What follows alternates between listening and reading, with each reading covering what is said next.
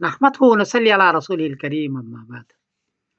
ہندوستان کے ایک صاحب نے پوچھا ہے کہ جمادی الاولیٰ میں چاند کی صورتحال کیا ہے؟ جواباً عرض ہے کہ 2 نومبر بروز سنیچر کو انڈیا میں چاند کو چاہیے 4 ڈگری، برما میں 4 ڈگری، بنگلہ دیش میں 3 ڈگری، نیپال میں 3 ڈگری، کراچی میں 4 ڈگری، پشاور میں 2 ڈگری اور ایران میں 3 ڈگری۔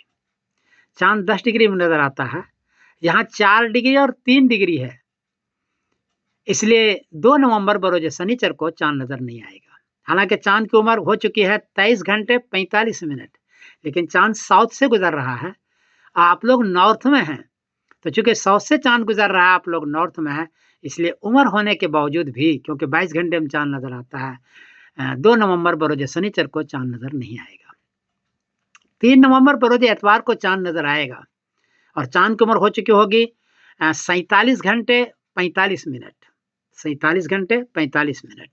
تو 3 نومبر بروز اتوار کو چاند نظر آئے گا اور 4 نومبر بروز پیر کو جمادی الاولیٰ کی پہلی تاریخ ہوگی اس سارے خطے کے اندر انشاءاللہ العزیز۔ میں سمیر الدین قاسمی بول رہا ہوں مانچسٹر انگلینڈ سے۔ السلام علیکم ورحمۃ اللہ وبرکاتہ۔